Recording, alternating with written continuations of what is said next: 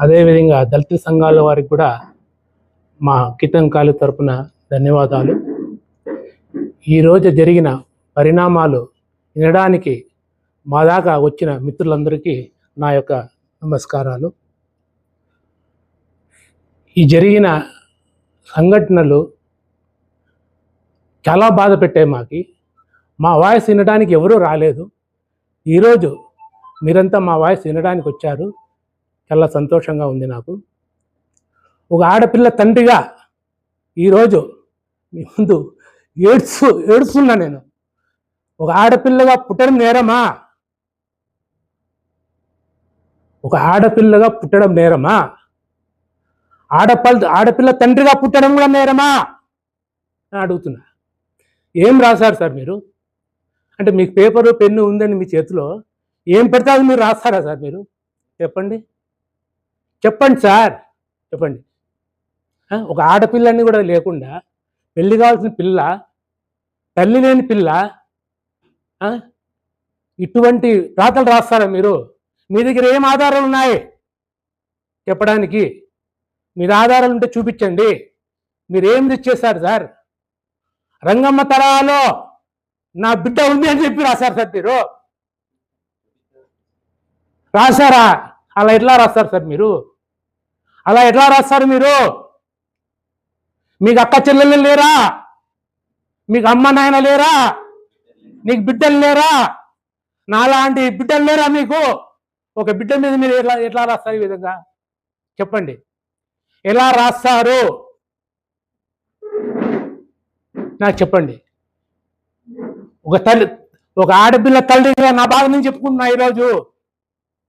ఇదే విధంగా మీ అక్కకో, నీ బిడ్డకో, నీ పెళ్ళానికో రాస్తే ఈ విధంగా వదులుతారా మమ్మల్ని మీరు? ఓ తండ్రిగా నా ఆవేశంతో చెప్తున్నా. మీరైతే ఏం చేస్తారు? అదే నేను కూడా చేస్తున్నా, చేస్తాను కూడా.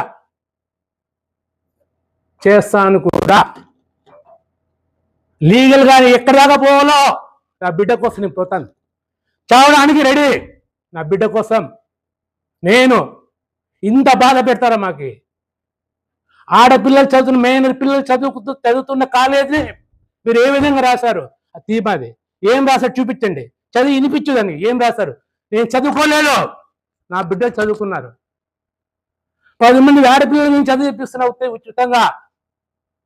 ఇదే మా తప్ప? మాది ఇది చేయడం మేము తప్ప అని ప్రశ్నిస్తున్నాను సార్. నేను సంబంధించిన విషయం నేను చెప్తానండి. ఈవిడెవరో నాకు తెలియదు. ఈవిడతో పాటు ఉన్నటువంటి ఆ కేసులో సంబంధించిన 5 మంది ఆడవాళ్ళు మా కాలేజ్కి రావడం జరిగింది. ఒక రోజు women's international girl child programme కోసం అని నన్ను కలవడం జరిగింది. ఆ గర్ల్ చైల్డ్ ప్రోగ్రామ్ లో ఆ టీచర్లు ఎవరో, అందులో ఉన్నటువంటి 5 వ్యక్తుల్లో ఒక ఆవిడ మా టీచర్ అండి. నేను చదివే టైంలో శ్రీ చైతన్య స్కూల్లో ఆ టీచర్ తెలుసన్న ఒక ఉద్దేశంతో ఆడపిల్లల దగ్గరికి నేను పంపానే తప్ప మేము ఎవరిని పడితే వాళ్ళని అలో చెయ్యము. ఆ పంపిన క్రమంలో ఆవిడ మాకు బొకే ఇచ్చి మాతో ఫోటో తీసుకోవడం జరిగింది. ఆ ఫోటోని ఏం చేసేది ఆవిడ ఫేస్బుక్ లో పెట్టుకోవడం జరిగింది. ఆ ఫేస్బుక్ లో పెట్టుకొని ఆ ఇష్యూ ఏదైతే ఆవిడ పర్సనల్ ఏదైతే ఇష్యూ నడుస్తుందో హాట్ టాపిక్ గా, అందులో వచ్చినటువంటి క్రమంలో ఈ ఫోటో బయటికి వచ్చిందండి. దాన్ని తీసుకొని కేవలం అమ్మాయిలకి ఉచిత విద్య అని అనౌన్స్ చేసిన వెంటనే లాస్ట్ ఇయర్ కూడా మేము ఫ్రీ ఎడ్యుకేషన్ అబ్బాయిలకి అమ్మాయిలకి అని ఇచ్చాం.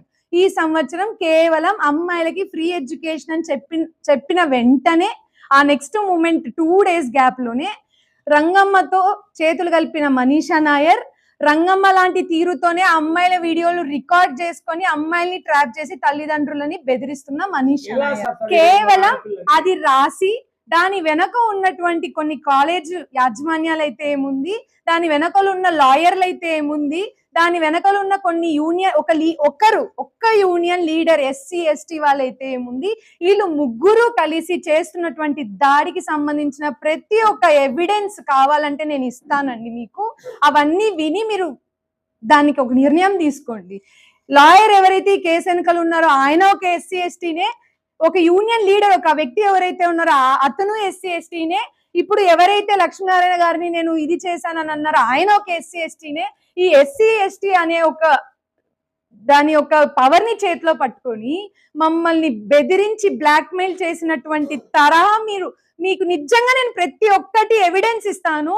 నేను ఎవిడెన్స్ లేకోకుండా జస్ట్ అందరూ ఇంతకు ముందు లాస్ట్ 2 days నుంచి ఒకవైపే చూసేసి కాలు పట్టించుకుంది అని అన్నారే తప్ప రెండో వైపు మాది వినలేదు.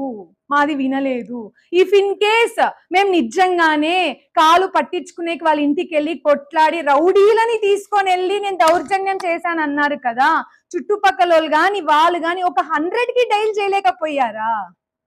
ఒక్కరు మేము అంత దౌర్జన్యం చేసినప్పుడు ఒక్కరైనా 100కి డైల్ చేయొచ్చు కదా, వాళ్ళు చెయ్యలేదే. మరి కొట్టాము అని అంటున్నారు. కొట్టిన తర్వాత వెంటనే ఎవరైనా ఏం చేస్తారండి? వాళ్ళ తప్పు లేదన్నప్పుడు పోలీస్ స్టేషన్కి వెళ్ళి కంప్లైంట్ ఇవ్వాలి కదా, మరి ఇవ్వలేదే. ఇవ్వకపోగా ఆ రోజు సాయంత్రం ఏదైతే ఉందో ఆ రోజు సాయంత్రం ప్రెస్ క్లబ్ కి నేను వస్తాను అని చెప్పి గ్రూపుల్లో మెసేజ్ వచ్చిందండి మీ అందరికి.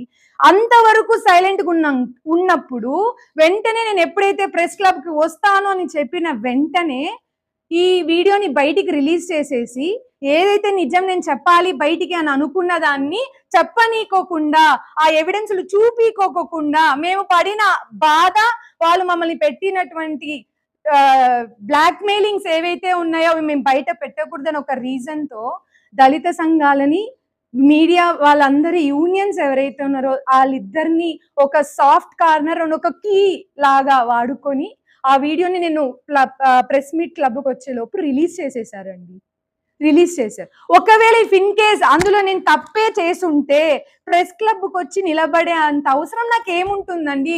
ఒకవేళ నేను తప్పు చేసింటే అక్కడ నిలబడితే అప్పుడైనా మీరు ఇదే కదా చేస్తారు, ఆ రోజైనా. ఒకవేళ నేను తప్పు చేయలేదు కాబట్టే కదండి నేను వచ్చి అక్కడ నించున్నాను.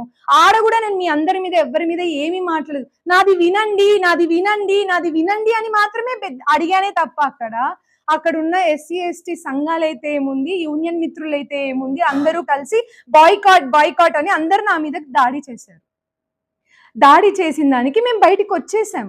వచ్చిన వెంటనే మేము ఇంకా అక్కడున్న పోలీస్ వాళ్ళు వెక్కి వెళ్ళిపోండి అని అంటే మేము కారు ఎక్కి వెళ్ళాలనుకున్నాం. ఇంకా కారు ఎక్కి వెళ్ళేటప్పుడు కూడా అందరూ చుట్టుముట్టి కారు మీద దాడి చేశారే. ఇంకా నేను కారులో నుంచి పోకోకుంటే అక్కడే ఉంటే ఏమవుతుందండి? దాని కూడా కారు మీడియా మిత్రుల మీద అందరి మీద దౌర్జన్యంగా ఎవరో వాళ్ళ వెనుకలు రాజకీయ నాయకులని అందరినీ చూసుకొని కారు ఎక్కించి రౌడీ లాగా వెళ్ళిపోయింది, మమ్మల్ని అందరిని చంపడానికి వచ్చింది అని ఏదేదో రాశారు. ఈ రోజు నేను మిమ్మల్ని ఒకటే అడుగుతున్నా, అదే ప్రెస్ క్లబ్కి మేము వచ్చినప్పుడు మా రెండో వాయిస్ మీరు వినుంటే, మా బాధను కూడా మీరు వినుంటే, మా దగ్గర ఉన్న కూడా మీరు వినుంటే, ఈ 2 రోజుల నుంచి ఒక అమ్మాయి పట్టించుకుంది అని 5 ఏళ్ళుగా 30 ఏళ్ళండి నాకు, 30 ఏళ్ళుగా నేను కాపాడుకొని వచ్చినటువంటి నా మర్యాదని 2 నిమిషాలు రోడ్డుకి ఈడ్చేశారండి మొత్తం. ఇప్పుడు నేను మీకు ఇంకా టైం ఉంది అని అంటే మీకు ఇప్పుడు 2 రికార్డింగ్లే వినిపిస్తాను. అలాంటి రికార్డింగ్లు 100 ఉన్నాయి. నేను ఆయనను బతిమలాడుకేండేటివి ఇలాంటివి చెయ్యొద్దని అన్నా, మీకు దయచేసి ముక్కుతున్నా, మేము రెప్యుటేషన్ తో ఉండేవాళ్ళమని ఎన్నిసార్లు ఆయన బ్రతిమలాడినామో మీరు చూడండి. ఇంకా ఎంతని బ్రతిమలాడినా కూడా ఆయన ఒకటే తీరు, నాకు డబ్బులు ఇవ్వండి, మీరు ఏమన్నా చేసుకోండి, నాకు కావాల్సిందే అని అన్నాడు. ఆ రికార్డింగ్ లో కూడా మీకు వినిపిస్తా. ఇదే మీడియా మిత్రులు మీ అందరి గురించి కూడా ఆయన ఏం మాట్లాడాడో కూడా మీరు వినాలని నేను కోరుకుంటున్నాను. మేము కొన్ని 100ల సార్లు బ్రతిమలాడుకున్నాం. ఒకసారి మనం పేపర్కి వెళ్ళి మా మీద రాసినటువంటి అన్నీ కూడా మీరు ఒకసారి చూడండి. బ్లాక్ మనీని వైట్ మనీగా మారుస్తున్న గీతం కాలేజ్ ఎవిడెన్స్ ఉందా అండి?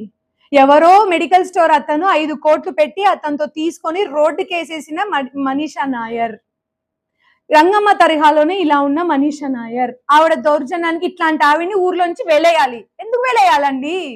మీరు దందా చేస్తున్నారే ఇప్పుడు నా మీద, మీరు లేనివన్నీ బయటికి వేసి డబ్బులు డిమాండ్ చేస్తున్నారే.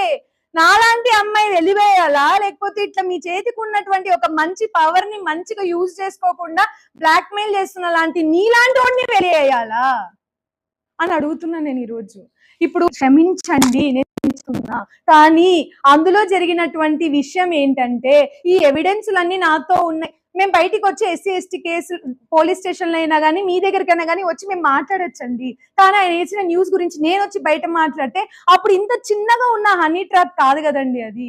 అందులో ఎంతో మంది పోలీసులు ఎంతో మంది వాళ్ళు బయటికి వస్తున్నారు. అలాంటి టైంలో నేను వచ్చి ఇలాంటి దాంట్లో మనీషా అనే అమ్మాయి పేరు హైలైట్ అయితే ఆవిడ అట్లే చేసి వచ్చిందేమో అనే మాట్లాడుకుంటారే తప్ప బయట ఇంకేం జరుగుతుందండి. కేవలం ఆ రీజన్ తోనే ఆయన కూర్చోపెట్టుకొని సామరస్యంగా మాట్లాడుకోవాలనుకున్నాను కాబట్టి ఆయన ఇంటికి వెళ్ళాను. నేను ఆయనని ఇక్కడికే రమ్మన్నాను, కానీ ఆయన ఇక్కడ వద్దు మీరే రండి అన్నాడు. ఆ రికార్డింగ్స్ అన్ని కూడా నేను మీకు ఇస్తానండి. ఆయన ఇంటికి వచ్చి వెళ్ళిన తర్వాత అన్న ఇది కరెక్ట్ కాదు, దయచేసి మా బాధను అర్థం చేసుకోండి, ఇది ఎందుకు మా మీద చేస్తున్నారు అని అంటే ఆయన మాకు యాడ్ ఇచ్చేయండి అన్నాడు. సరే అన్న యాడే కదా, యాడ్ కోసం ఇంత చేస్తున్నావే, ఒక ఆడపిల్ల బాధ నీకు అర్థం కావట్లేదు, ఏది పడితే అది మీరు మాట్లాడతారా అని అంటే ఆయన ఏమంటున్నాడంటే సరే మేడం అయిపోయింది మీరు యాడ్ ఇవ్వండి 3 లక్షలకి అని అన్నాడు. సరే ఇప్పుడు నేను ఇచ్చే ఆ 3 లక్షలు కూడా నేను నీకు యాడే ఇస్తాను, మీరు తీసుకోండి, ఇప్పుడు నాకు జరిగినటువంటి డ్యామేజ్ కి మీరు నాకు ఏం న్యాయం చేస్తారు అని అడిగానండి. మేడం నా రెప్యుటేషన్ పోతుంది, ఇప్పుడు నేను ఇచ్చానంటే నాకు ఇప్పుడైతే నేను ఏం చేయలేను, అవన్నీ మీరు మేనేజ్ చేసుకోండి, నాకు చేసేది మీరు చేయండి, లేకపోతే నేను ఈ దండయాత్ర ఆపను. Evidented voice from the Lakshminarayana, I'm telling to you అండి. ఆ మాట చెప్పిన తరువాత ఆయన నేను అడిగి కాదన్నా ఇన్ని చెప్పావు, ఈ రోజు నా దగ్గర నువ్వు చేసినవి ఇన్నేళ్ల నుంచి ఉన్న ఎవిడెన్స్లన్నీ ఆయన ఇంట్లో ఆయనకే వినిపించడం జరిగింది. మేము ఎప్పుడైతే అది వినిపించామో వెంటనే ఆయన కాలు పట్టుకొని నన్ను క్షమించండి నేను చెయ్యలేదు, రవి గారు చెప్పింటేనే నేను చేశానని అన్నాడే తప్ప కాలు పట్టుకొని నన్ను కొట్టకండి నా తప్పు అయిపోయింది నేను చేయనని అనలేదండి. అక్కడ కాలు పట్టుకున్నాడు అనే దగ్గరే మీరు ఆలోచిస్తున్నారు. ఏ తప్పు లేనివాడు కాలు పట్టుకోవాల్సిన అవసరం ఏముంటుంది? నేను అడుగుతున్నా. నేను ఇప్పుడు ఆడ తప్పులు ఉన్నాయి, ఆయన మా మీద చేసిన ఎవిడెన్స్లు మా దగ్గర ఉన్నాయి కాబట్టి అవి బయటికి వస్తాయి అని చెప్పి ఇప్పుడు మేమెట్లా సామరస్యానికి పోయి కూర్చొని మాట్లాడాలనుకున్నామో అదే దాన్ని ఆయన మమ్మల్ని మాతో కూడా కాలు పట్టుకొని క్షమాపణ చెప్పారు. ఆ వీడియోని మీరు పరిశీలించండి ఇంకొకసారి 10 సార్లు. ఇక్కడ పక్కన ఉన్నటువంటి వాళ్ళందరూ కూడా నా పేరెంట్స్, నా ఎంప్లాయీసే, వాళ్ళందరినీ మీరు ఆగండి అనే అన్నానే తప్ప మీరు వెళ్ళి కొట్టండి అని నేను అనలేదండి. ఆ వీడియోలో మీరు ఆగండి అన్నాను. అంతలోపు వెంటనే ఆయన నా కాలు పట్టుకొని నాది క్షమాపణ అయిపోయింది, నేను తప్పు చేశాను, నేను తప్పు చేయలేదు, రవి గారు చెప్పింటే నేను చేశాను అని అన్నారు. అప్పుడు నేనేమన్నా మరి ఇది తప్పే కదా మీరు ఎలా రాస్తారు, ఇది నిజమే కదా అని మాత్రమే అడిగానే తప్ప అందులో నా కాలు పట్టుకో అని అడగలేదు, కాలు పట్టుకుని క్షమాపణ చెప్పు అని నేను అడగలేదు, ఆయన కులాన్ని దూషించి నేను ఒక పదాన్ని కూడా నేను వాడలేదు, అతను కాలర్ పట్టుకోనో లేకపోతే చంప మీద ఇట్లా కొట్టో కూడా నేను చెయ్యలేదండి. అందులో ఈ నిజాలు బయటికి వస్తాయని కేవలం దళితులు అనే ఒక రీజన్తో దీన్ని ఇంత దూరం తీసుకొచ్చారు.